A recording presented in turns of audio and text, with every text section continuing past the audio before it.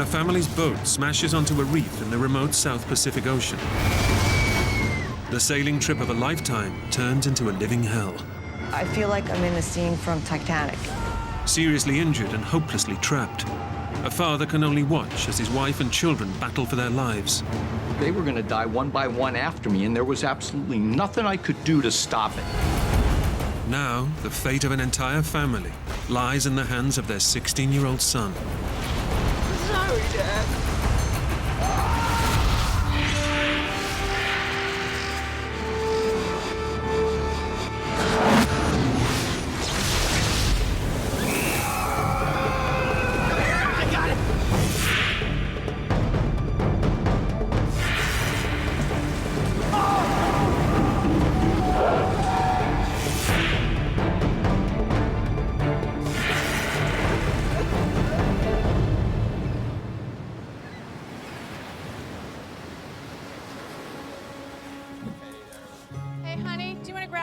Sure. The Silverwood family, from San Diego, California, is on a round-the-world sailing trip. Hey, Amelia, honey, will you come here and grab this? For Dad, John, the voyage is the fulfillment of a lifelong dream. John had always talked to me about going and doing this sailing thing. You know, he said, oh, let's just go buy this boat and go, you know, put the kids on board and go sailing around the world. There's a lot of different reasons why we went on this voyage. Probably most important to me was that my kids experienced firsthand at a young and an impressionable enough age just the absolute freedom of being out on the ocean. Hey, Ben, you want to give your mom a hand? I think that's gonna be okay. The family has already sailed 20,000 miles. You all set? They're now on the last leg of their journey, leaving the South Pacific island of Raiatea and heading for Australia, 3,500 miles away. Australia, we were going to sell the boat and go back home and put the kids back to school and go back to work. Okay, guys, come on, let's go.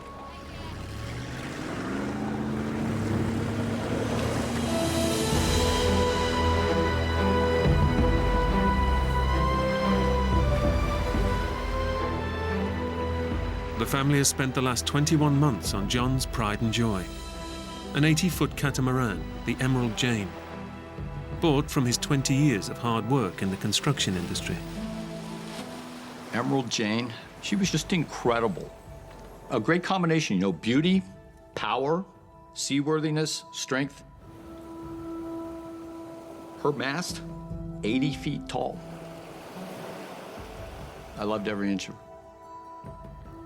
For John's 3 youngest children, Camille and Amelia, and their brother Jack, the trip has been an unforgettable experience.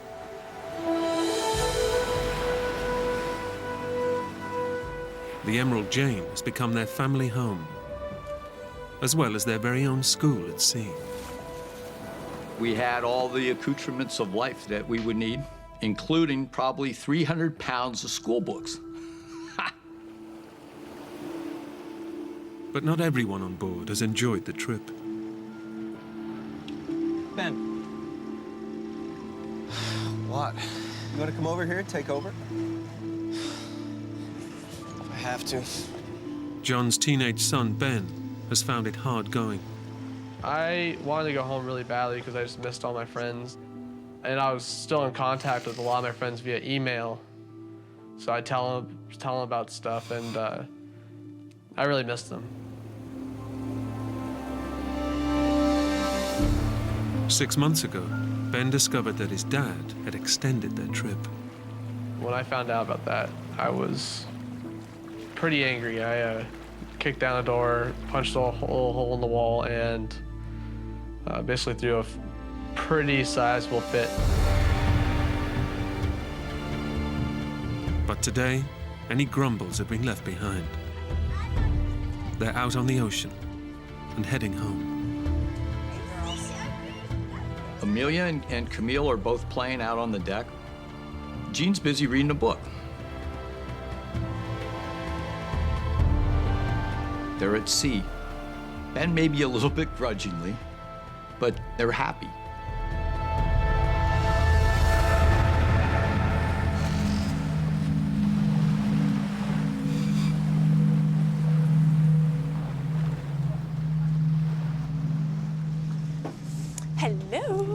everybody hungry?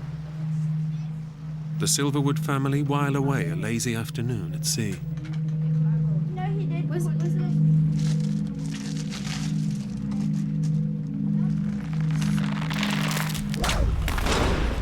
There's a clanking sound up at the mast. Something that had never happened to us before.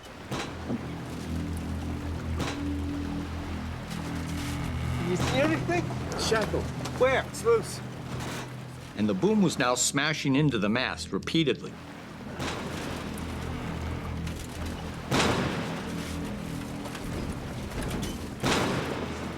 And we wrestled with that problem for probably 2 hours.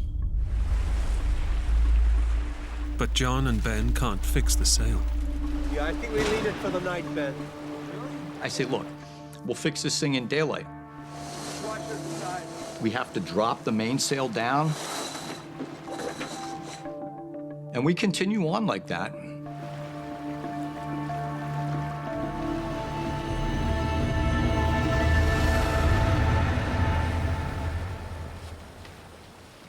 As dusk falls, John sets the boat's navigation system to avoid one of the many tiny islands that dot the Pacific Ocean. And the Emerald Jane heads into the sunset. It's glorious. It's glorious. I'm just like at one with the universe.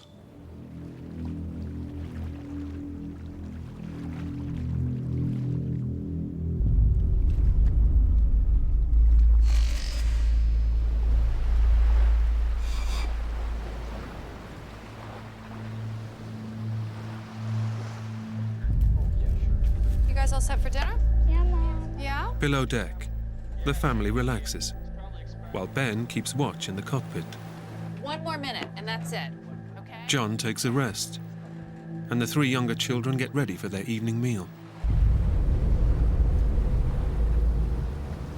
It's another night at sea, just like the hundreds they've spent together during their voyage. I start to hear this scraping sound.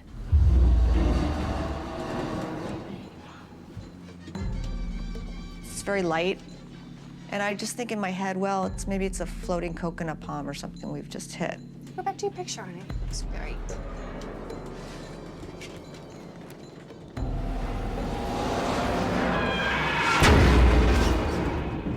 There's this sharp bang sound. Then it starts to get louder and louder. I run into the salon. Like chalk on a board on steroids, man. It's just ripping our ears apart. And my son's voice coming from the cockpit, one word. Reef! Reef! He's screaming, reef. We looked at each other in horror. And in that same second, I hear this big boom.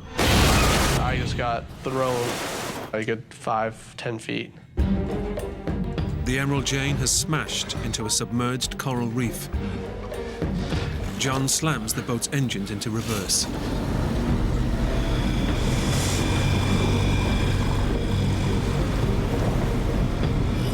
The boat grinds to a halt on the reef. But their ordeal has only just begun.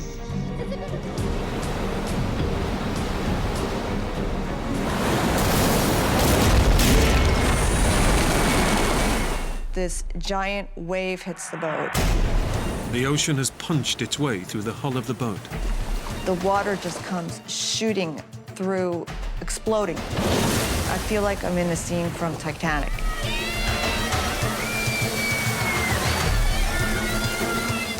I just looked at John's eyes, and you can tell he's scared. He's really, really frightened. He doesn't know what to do, and I don't know what to do. The whole dream of my life was all disintegrating right in front of my eyes.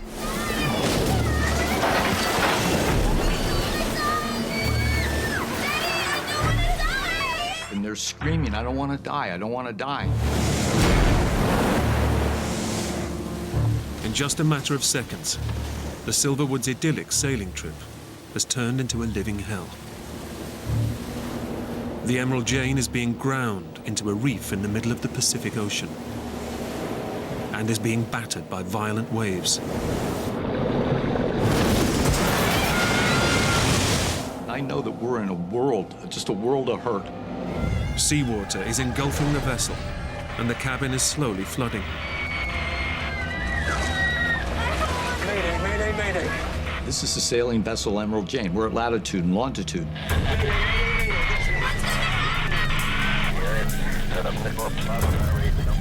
I can hear French voices, just like static in the universe.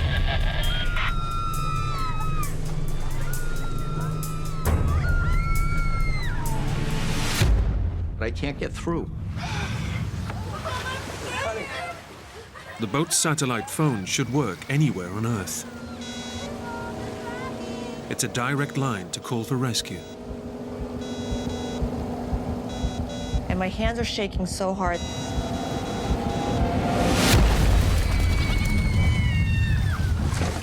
I drop the phone, so the phone just dies. John now activates the boat's rescue beacon. It's their last resort, transmitting an emergency distress signal to international rescue services. And I see that little red light blinking, and I think, is that signal actually really going way up into space? And is there anybody to hear it? Our radio wasn't working, our satellite phone didn't work anymore. We didn't know if the emergency beacon was working. We had almost no way of communicating with anybody that we were there. With the Emerald Jane being smashed on the reef, John believes they must abandon ship. And I look at Ben and I tell him, Ben, we've got to launch the life raft.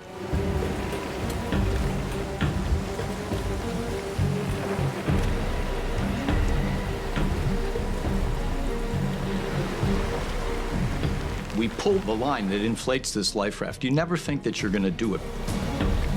But in the next second, you absolutely want to hear the sound of that compressed air filling that life raft.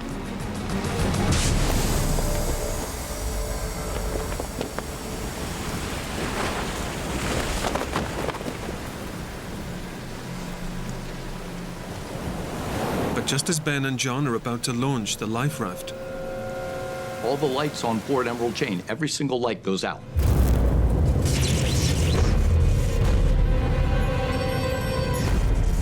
seawater has flooded the boat's batteries and cut the electricity supply. You couldn't see anything in any direction. There was no lights. I look out, it's just pitch black.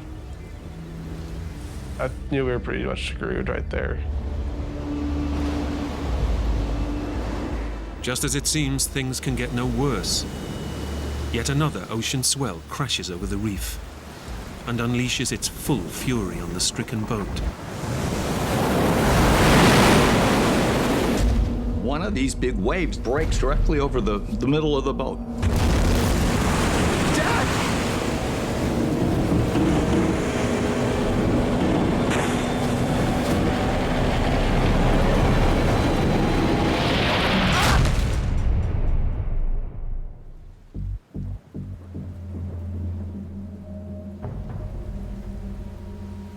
I'm flat on my back.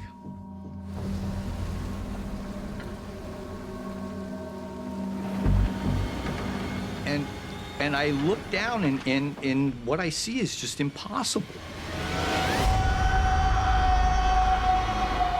That mast, that 80-foot mast is laying right across my legs. The huge force of the wave has snapped the Emerald Jane's mast.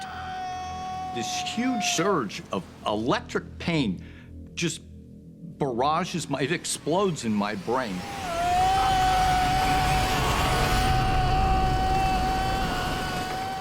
I heard my dad scream. The falling mast has also hit Ben, striking him on the head. My head was just pounding, like my ears were ringing, and I could feel like, you know when you can feel your heartbeat in your head? And the next thing I know, there's Ben's face, you know.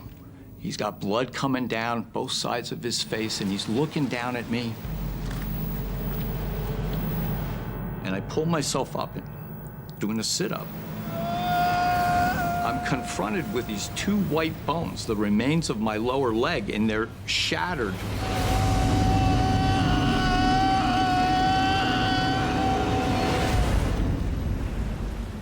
You can see the bones sticking out like toothpicks almost out of the side. The mast has almost completely severed John's leg below the knee.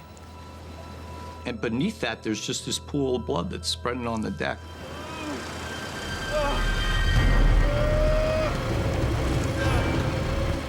Ben tries to free his father from under the 2,500-pound mast.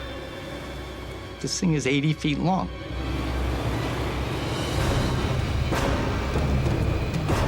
It's impossible. And I couldn't like just pull it out. He's losing huge amounts of blood from his shattered leg. And Ben knows that unless he can find a way to stem the flow, his dad has only minutes to live. He was in a huge amount of trouble.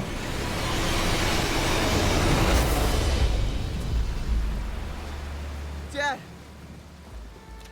I said, Ben, my leg's broken. I'm trapped. You're in charge of the boat now. You've got to take care of the family. I watched his eyes. I could watch his expression and how it changed. Becoming a man. I could see that come over his face. And he just looks at me and he says, Dad! Dad, I'm gonna get you out of here.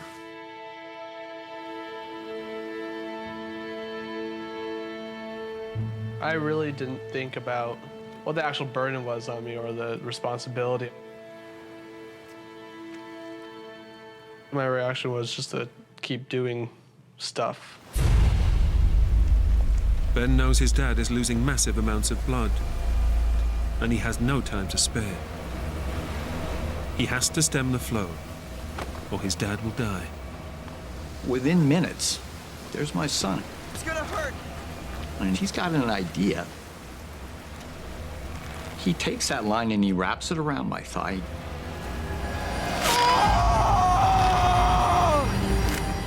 And he's got these big screwdrivers.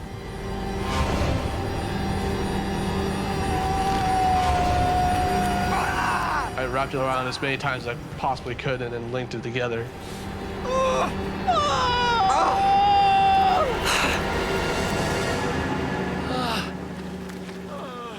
Ben's tourniquet cuts the circulation to his dad's leg. Without that effort, I probably would have died within 10 minutes.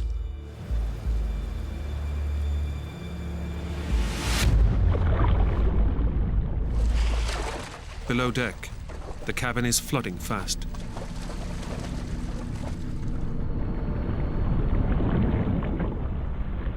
Jean has to get the kids out and leads them up into the cockpit, now the only safe haven on the boat.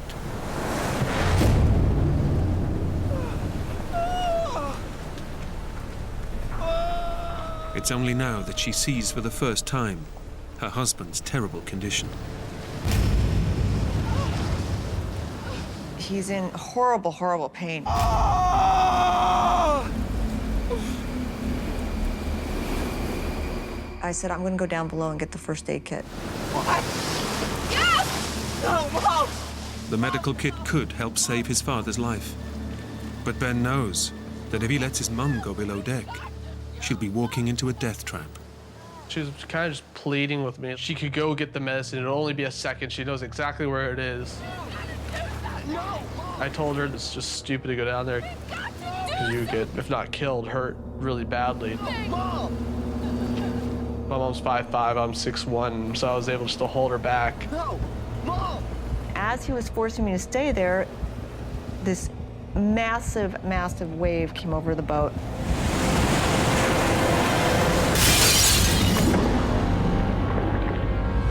blew out the front windows that surrounded the main salon where I was going.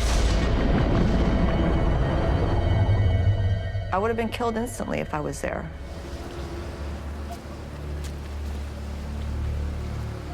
So he saved my life.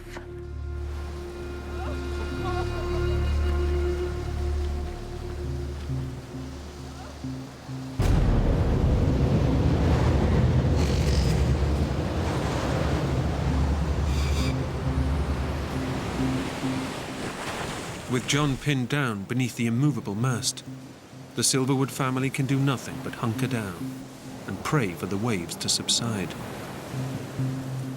But there's just no let-up.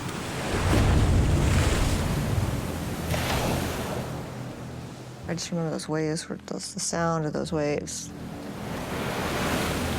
You could just hear the roar get bigger and bigger. And closer, until finally the wave would strike.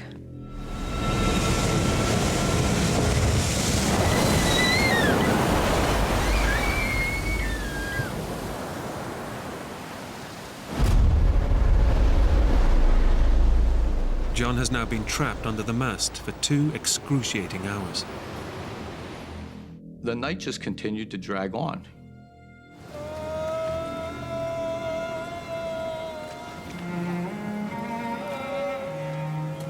It seemed like an eternity.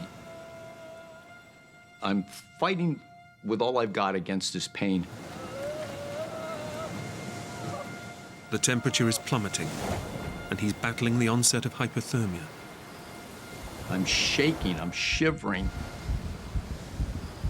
My teeth are beginning to chatter uncontrollably. He's hemorrhaged more than 50% of his blood and can withstand little more.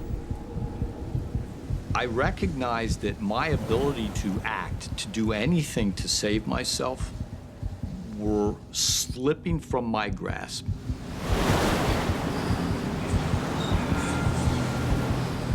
I was solely focused on causing my body to make the sound of my own breathing and causing my body to make the sound of my heart beating.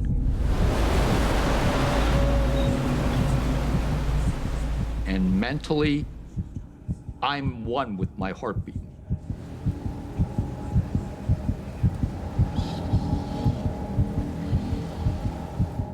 But there's this sensation that's just growing larger and larger and larger. Like a shot, I realize what it is. I'm going to die.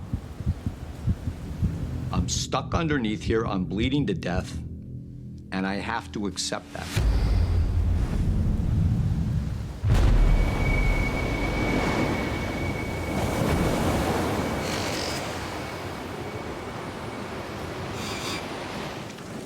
This torment, it just didn't seem like it was going to have any end.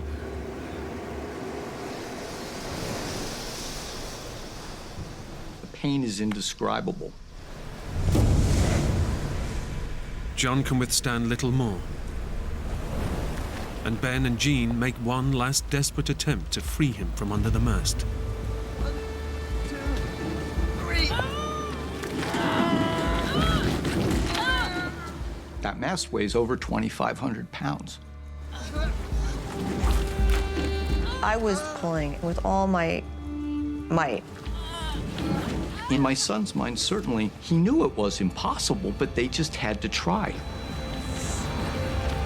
The mast is just too heavy to lift. It's impossible.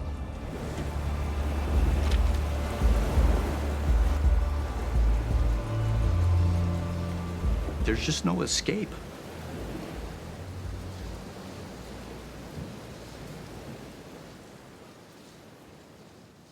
Out of that whole horrible abyss that I was lost in, there just came this single word, and that word was no. I wasn't going to quit. I was going to fight. I was not going to give up.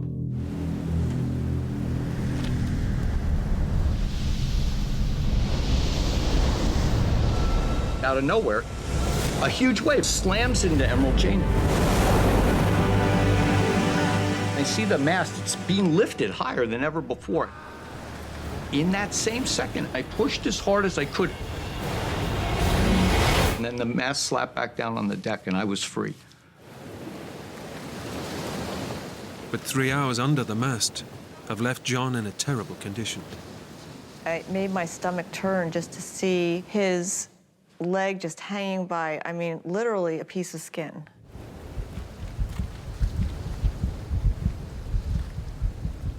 I fell into an abyss of despair, like a free fall. I knew that I'd taken my wife and my kids out to this godforsaken reef.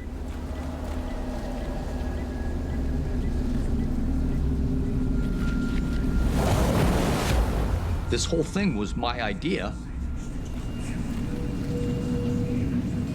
After I passed, they were going to die one by one after me, and there was absolutely nothing I could do to stop it. It was beyond horror.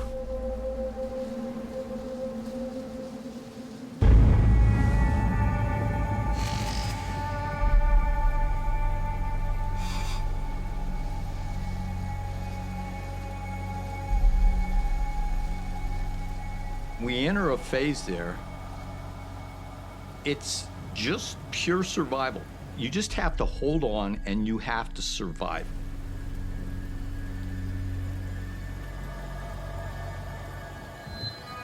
We just prayed. We didn't know what to do. The emergency beacon has been transmitting for over 5 hours. But they have no idea whether their call for help is being heard. Then, just after midnight,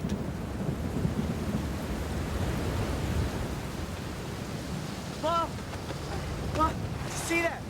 We looked out off the stern of the boat and we started seeing this light. See that? Get the flare gun. The light starts getting bigger and bigger.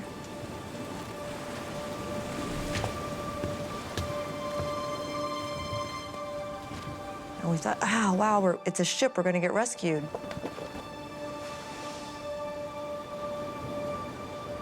And I took the last flare we had and I shot it up in the sky.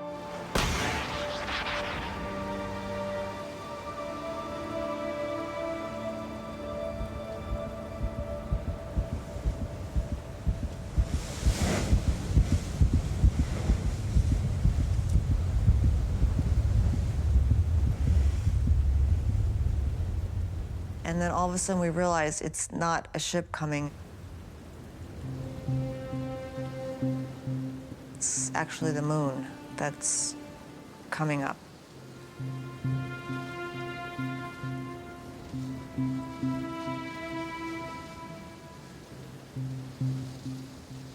And it was such a great disappointment for us because, you know, when you think you're going to be rescued and actually now you're still in the same position you were in, what are we going to do next?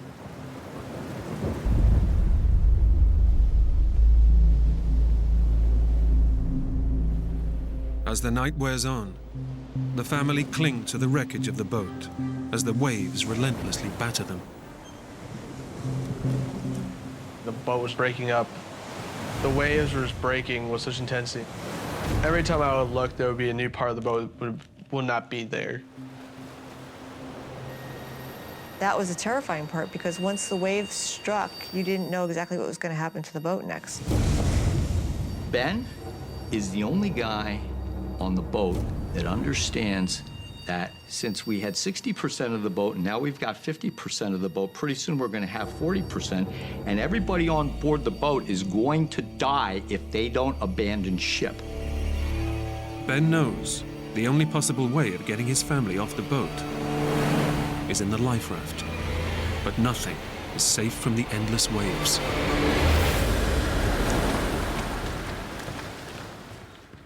The life raft fell over and flipped over. The life raft is trapped in a tangle of wreckage.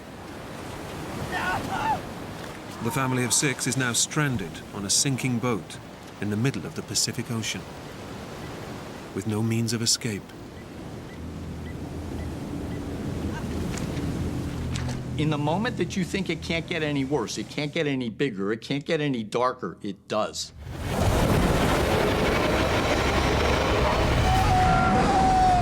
Sorry, Dad.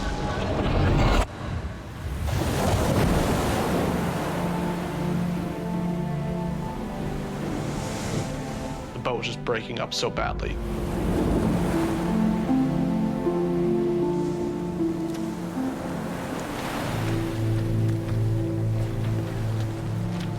We were pretty much in the last usable, safe spot of that boat.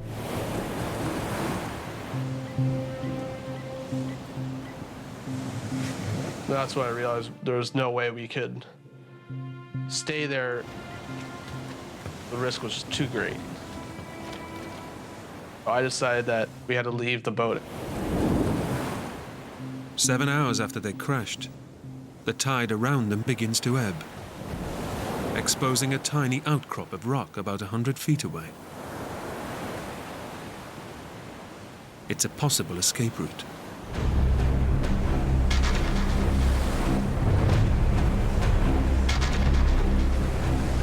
Come on.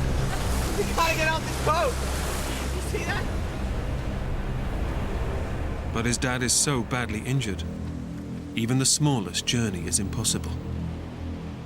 I know that there is no way to get me off of the boat to the reef alive. I would not survive that trip. It's down to you now, son. It's a terrible decision for a 16-year-old to make. But Ben knows he has no option. He must leave his dying father behind on the sinking boat in order to save the rest of his family.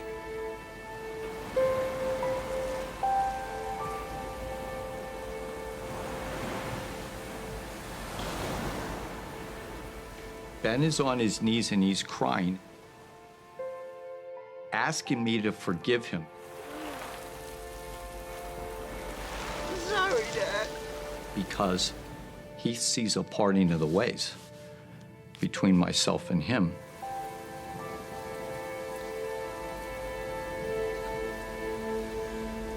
Sorry, Dad. When you're basically telling him goodbye, it was pretty tough to tell him that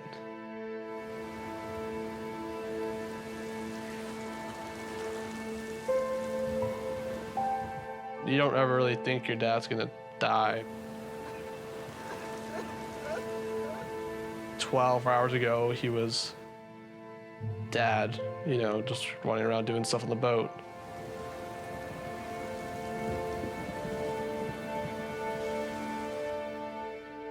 So it was very difficult.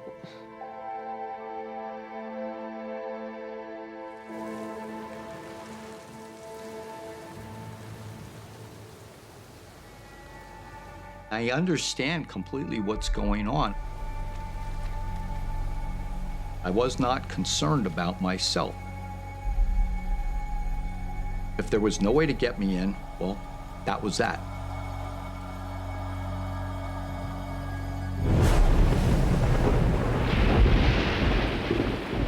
Now, as head of the family, Ben is faced with getting the 3 young children off the boat and across the reef to the tiny outcrop of dry rock. As soon as the wave broke and started to recede, that's when I jumped off the boat.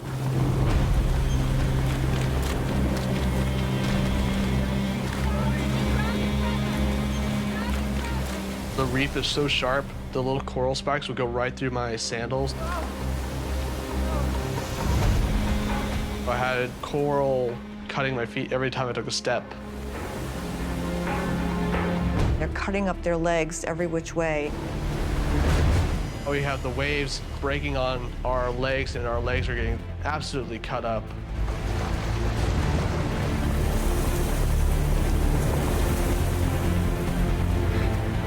At that point, I gave my brother the little emergency beacon. Hold this, get tight, yeah. I told him, Jack, do not let go of this. This is our only way anyone can possibly find us.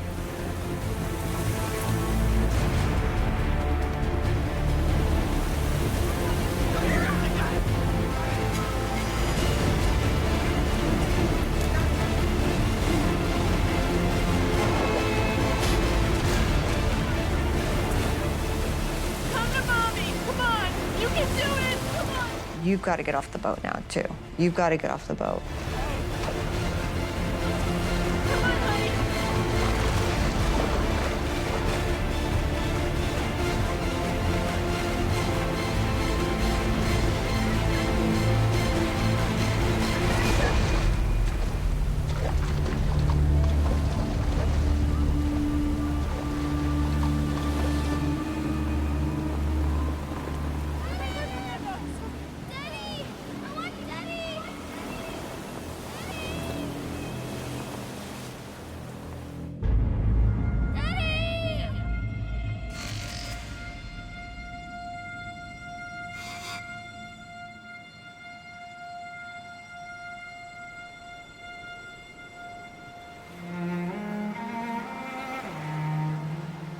Alone on the boat, John is now in the final stages of life.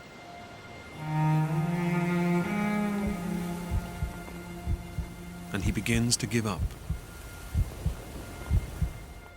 There was no possibility of saving me out there. And I don't have any hopes whatsoever of being rescued. This little piece of boat that I'm on is going to just slide off the edge of the reef, and I'm going to sink a mile down to the bottom of the ocean. But the thought of watching John die alone on the boat haunts Ben and his mum.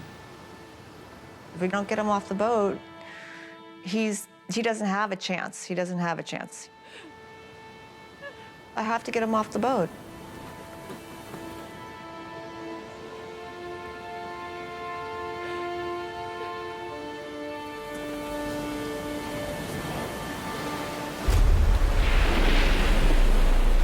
Ben decides to head back to the boat. Mom, go to the life raft. I'm gonna go with Dad.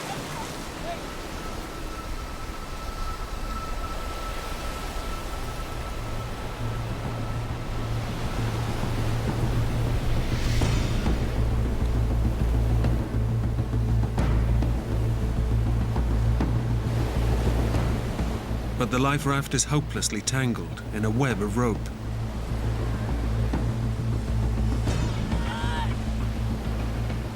Jean pulls at the life raft for over an hour. Every bit of my mind, every bit of muscle I have, I'm grunting, I'm practically drowning out there.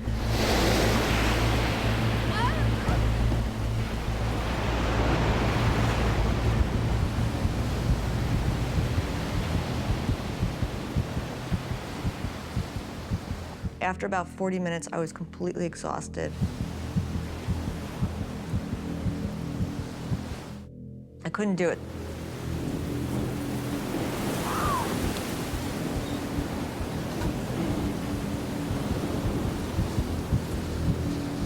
Jean launches into a frenzy, a crazed frenzy, trying to push this raft out. But just as it seems it will never be freed, The life raft just comes popping out. She just yelled at me like, I got it, I got it.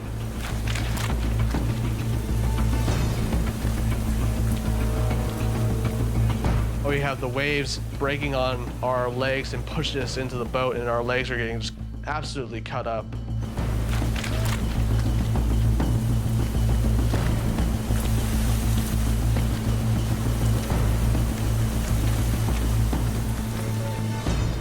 I had to use all my strength to just lift his upper body and slide that in. And the pain was intense. It was just a series of explosions, you know? I remember the tears that were just streamed down the side of my eyes. And my teeth, they're just grit.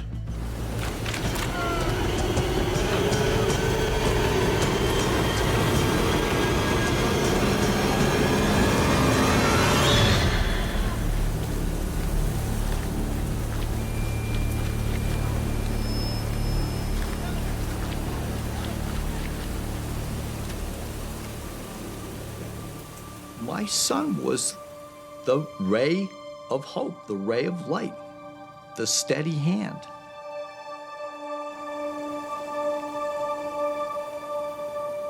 My worries were the life raft would pop some point on the reef, like before we were able to get him to safety.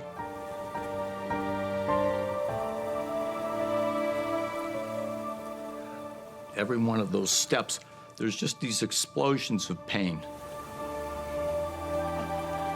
It's just pure agony, you know?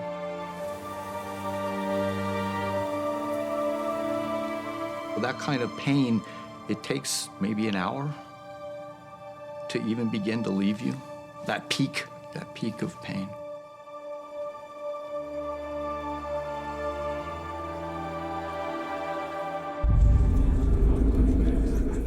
Finally, the whole family is off the boat. But it's been 10 hours since they crashed and set off their emergency beacon. And John is close to death. I knew my dad didn't have very long to live. I knew he wasn't gonna last like till the next day.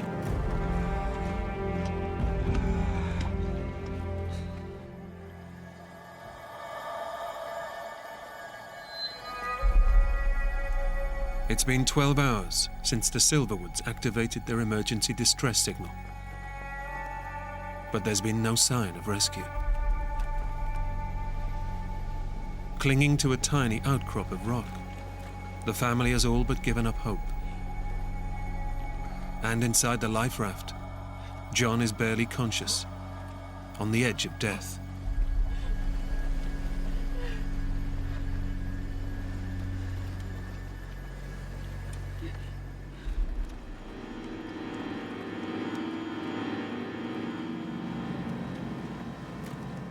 I'm surrounded by darkness. I don't have any connection with reality.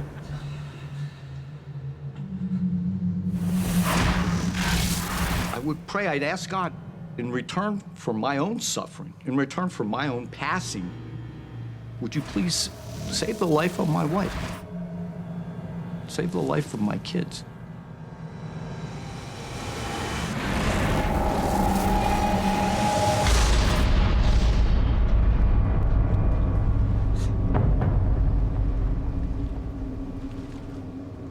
Ben has done everything he can to save his dad. He can do no more. He's now resigned to his father's death.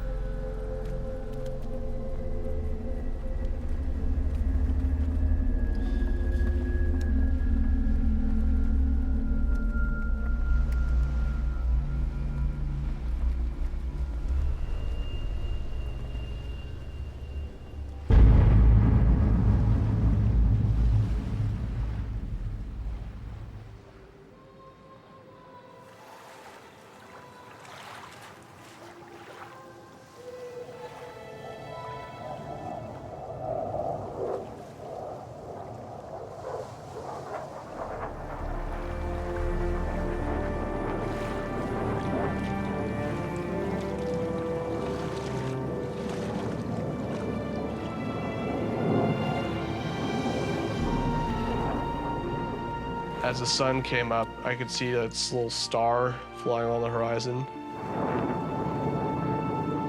So I thought it could be a plane. Help! Help! I was ecstatic, like someone knew we were there.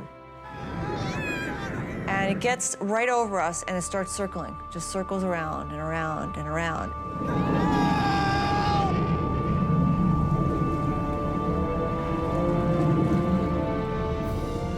But no sooner has the plane flown over them than it disappears over the horizon.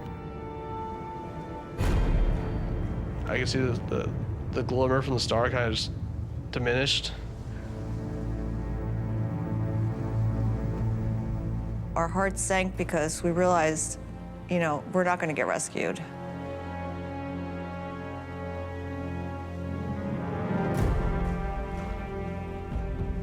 Two more hours pass, and there's no sign of the plane returning.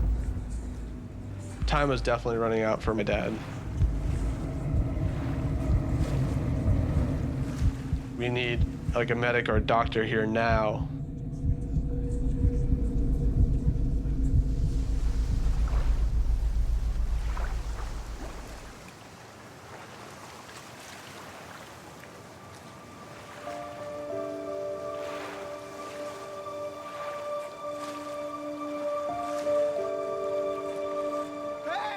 I see this boat on the horizon.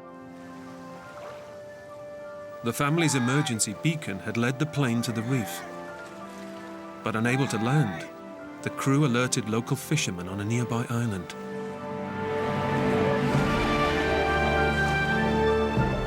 "15 hours after their boat was shipwrecked, their ordeal is finally over." That was when I finally let go. I just grabbed Ben and I held him and I cried. I can't even tell you the feeling of elation. I was just relieved, like I just dropped a huge bag or something. We're actually going to get out of this situation. John's gonna make it. The fishermen take the family to a nearby island, where they're evacuated by a medical rescue team and flown to Tahiti. After 8 hours of surgery, John's life was saved. But he lost his left leg below the knee. How was it to lose a leg? I honestly can tell you, it bothered me not. When I regained consciousness, everything was new to me. Everything was spectacular to me. I'm so proud of my children. I thought Ben was a 16-year-old immature boy, and he turned into a man in an instant. Well, a lot of people use the word like hero and stuff like that about me. It doesn't really seem right. I just did all that stuff just because it needed to be done. I see my wife and I see my kids through an entirely different lens. And I understand exactly how magnificent that they really are.